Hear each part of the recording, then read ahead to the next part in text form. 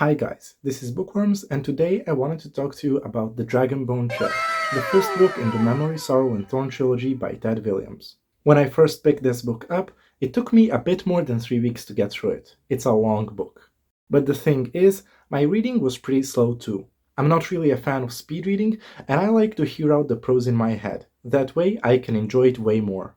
And when a friend of mine asked me why it took me so long to read this particular book, I read him a couple of pages of it just to demonstrate how good the prose in this really is. Just by reading the first few pages, I can feel Tad's reverence for fantasy and all of his influences coming together to create this incredibly atmospheric fantasy beginning. Now, The Dragonbone Chair is Tad's second ever published book, and when Betsy Wollheim, his publisher, asked him what he wanted to do after The Tail Chaser's Song, his first book, he pitched her several ideas, none of which were quite what she was looking for. He then mentioned that, quote, "There is this other project, but I'm not experienced enough to write it." It was then that Betsy Wollheim decided to give Tad as much time as he needed to complete his ambitious project and write what became one of the most well-known and well-loved fantasy series out there.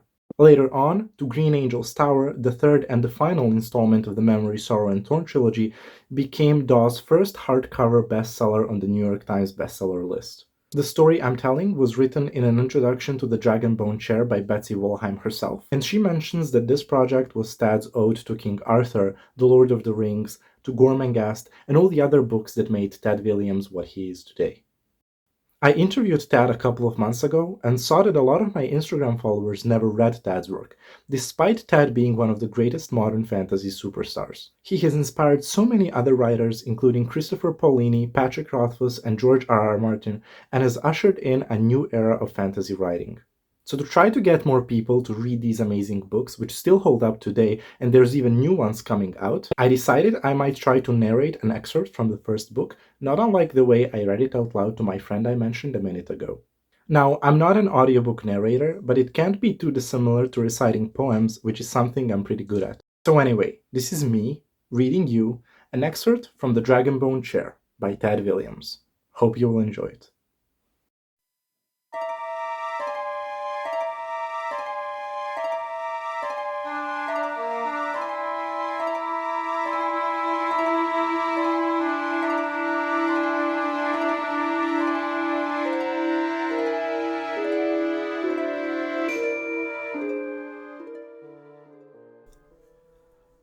On this day of days there was an unfamiliar stirring deep inside the dozing heart of the Hayhold, in the castle's bewildering warren of quiet passages and overgrown ivy-choked courtyards, in the monks' halls and damped, shadowed chambers. Courtiers and servants alike goggled and whispered. Scullions exchanged significant glances across the washing tubs in the steamy kitchen. Hushed conversations seemed to be taking place in every hallway and dooryard of the great keep. It might have been the first day of spring, to judge from the air of breathless anticipation, but the great calendar in Dr. Morganus's cluttered chamber showed differently. The month was only November. Autumn was holding the door, and winter was trudging in. What made this a day different from all others was not a season, but a place, the Hayhold's throne room. For 3 long years its doors had been shut by the king's order, and heavy draperies had cloaked the multicolored windows. Even the cleaning servants had not been permitted to cross the threshold, causing the mistress of chambermaids no end of personal anguish. 3 summers and 3 winters it had stood undisturbed. Today it was no longer empty, and all the castle hummed with rumor. In that hall beyond the door dusty banners hung, row upon row along the walls, a faded bestiary of fantastic animals, the sun-golden stallion of Clan Murdon, Naban's gleaming kingfisher crest, owl and ox, otter, unicorn, and cockatrice, rank after rank of silent, sleeping creatures. No draught stirred these threadbare hangings, even the spider-webs sagged empty and unstitched. Some small change had come to the throne-room, though. Something lived once more in the shadowed chamber. Someone was singing a quiet tune in the thin voice of a very young boy or a very old man.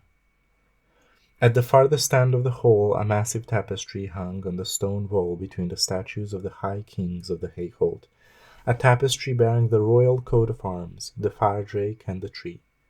The grim malachite statues, an honor guard of 6, flanked a huge heavy chair that seemed entirely carved from yellowing ivory. The chair's arms knobbed and knuckled, the back capped with a huge many-toothed serpentine skull whose eyes were pools of shadow. It was on and before this chair that the two figures sat. The small one, clothed in worn motley, was singing.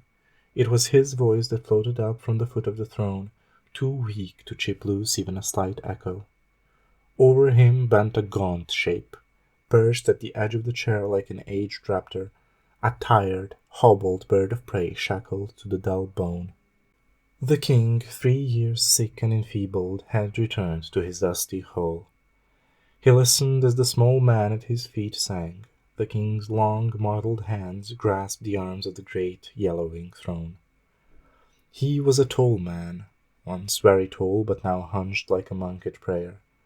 He wore a sagging robe of sky blue, and was bearded like a Usurian prophet. A sword lay athwart his lap, shining as though new-polished. On his brow sat an iron crown, studded all about with sea-green emeralds and secretive opals. The mannequin at the king's feet paused for a long, silent moment, then began another song. Gather, count the raindrops when the sun is high. Gather, swim the river when the bed gang dry. Gather, catch a cloud, nay, canst not nor I. And the wind a cry wait as I passeth by. The wind a cry wait as I passeth by. When the tune was finished, the old man in the blue robe reached down his hand, and the jester took it. Neither said a word. John the presbyter, lord of Erkinland and high king of all Osten Ard, scourge of the city and defender of the true faith, wielder of the sword Brightnail, bane of the dragon Shurakai, Prester John was sitting once more upon his chair made of dragon's bones. He was very, very old, and had been crying.